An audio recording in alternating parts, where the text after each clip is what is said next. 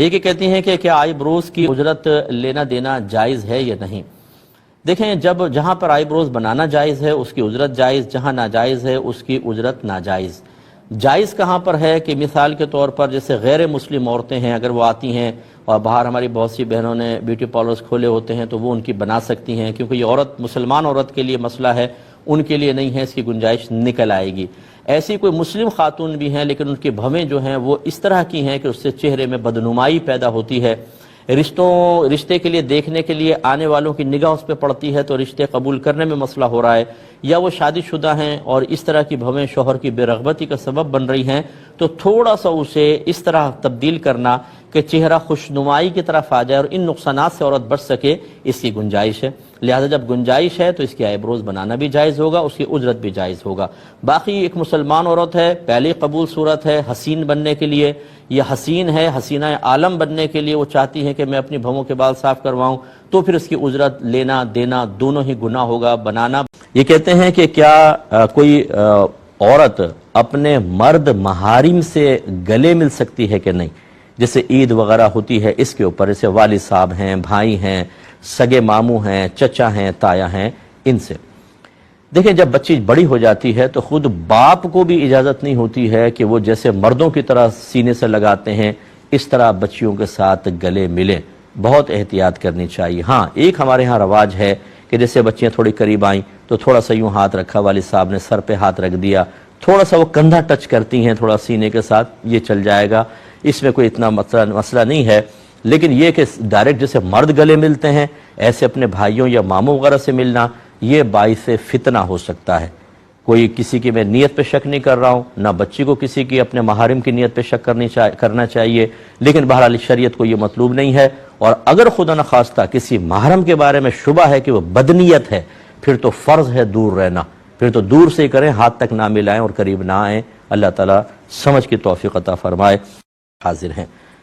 پچھلے پروگرام میں آخر میں تھوڑا سا میں اس میں اور مزید بیان کرنا چاہ رہا تھا، دو نمازوں کو جمع کرنے کے بارے میں کویسچن ہوا تھا، تو میں نے آپ کو بتایا کہ فقہ حنفی میں دو نمازوں کو حقیقتاً جمع کرنا منع ہے۔ حقیقتاً جمع کرنے کا مطلب ایسا کہ ایک نماز کو قضا کریں اور اگلی نماز کے ساتھ اس کو پڑھیں، یا اگلی والی نماز کو وقت سے پہلے ادا کیا جائے۔ فقہ حنفی میں دونوں چیزیں صحیح نہیں ہیں۔ اگر کہیں حدیث کے اندر ایسا آیا کہ کسی نے دو نمازیں جمع کی تو ہم اسے جمع سوری پر محمول کرتے ہیں، یعنی اس سے جمع سوری مراد لیتے ہیں۔ جمع سوری کا مطلب یہ ہے کہ دونوں نمازیں اپنے اپنے وقت میں ہوں لیکن صورتاً جمع نظر آئیں، جس کی صورت یہ ہوگی کہ پہلی نماز جو ہے مثلا ظہر بالکل آخری وقت میں پڑھیں کہ اب ٹائم بس ختم، اور اس کے بعد عصر کو اول وقت میں پڑھ لیں، تو یہ دونوں دیکھیں جمع ہوئیں لیکن اپنے اپنے وقت میں ہیں۔ ہاں، یہ جو میدان عرفات میں ظہر و عصر ملائی جاتی ہے، اس میں بھی ہمارے علماء احناف یہ کہتے ہیں کہ حاکم اسلام کی موجودگی اس میں شرط ہے، تو وہ نہیں ہوگا۔ باقی رہا جو مزدلفہ کے اندر مغرب اور عشاء ملا کے پڑھی جاتی ہے کہ مغرب کو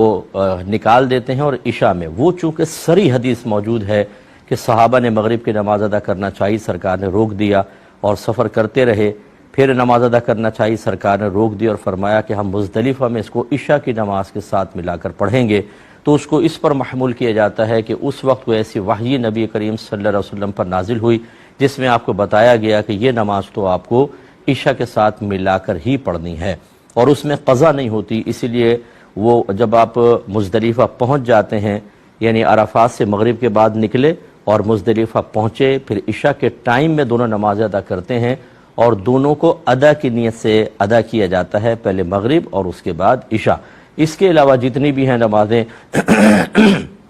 اگر کہیں حدیث میں آیا تو اس سے مراد جمع سوری ہوگی۔ اور یہ میں آپ کو آخر میں عرض کر رہا تھا، یہ تو ایک خلاصہ ہوا، اور آخر میں عرض کر رہا تھا کہ اس سلسلے میں ہر شخص اپنے امام کی پیروی کرے، یعنی اگر شوافع پڑھتے ہیں، حنابلہ پڑھتے ہیں تو ٹھیک ہے، وہ پڑھیں، اور اگر ہمارے اور اس طرح رفع یدین کا مسئلہ بھی آپ کو بتایا تھا کہ ہر شخص جو ہے وہ اپنے امام کی پیروی کرے گا، کہ اگر امام اعظم نے ان روایات کو لیا ہے جس میں رفع یدین کا ترک ہے تو ہم امام اعظم کو فالو کریں گے، اور کوئی ان اماموں کے پیچھے چلتا ہے یا ان روایات کو جو اماموں نے لی کہ جس میں رفع دین کا تذکرہ ہے اور اس کو منسوخ نہیں مانتے تو وہ اس پر عمل کریں۔ اور یہ جو آخری بات تھی کہ اپنے امام کی پیروی کرنے میں کیا یہ ضروری ہے کہ تقلید شخصی واجب ہے، تو میں نے آپ کو عرض کیا کہ اب امت اس بات پر متفق ہے کہ ان چاروں اماموں میں سے کسی ایک امام کی تقلید کرنی ہوگی۔ اس کا مطلب یہ نہیں ہوتا تقلید کا کہ آپ قرآن و حدیث کو چھوڑ دیں، بلکہ ہم کسی ایک کے پیچھے اس لیے چلتے ہیں کہ ہمیں اعتماد ہوتا ہے کہ یہ صاحب علم ہے، صاحب تقوی ہے، اور اس نے قرآن و حدیث سے ہی مسئلہ نکال کر بیان کیا ہوگا۔ اور ایک شخص کی تقلید پر اس لیے متفق ہوئے کہ جو احکام شرع ہوتے ہیں ان میں اللہ تبارک و تعالی کی بہت بڑی حکمت ابتلا ہے۔ ابتلا کا مطلب آزمائش میں مبتلا کرنا۔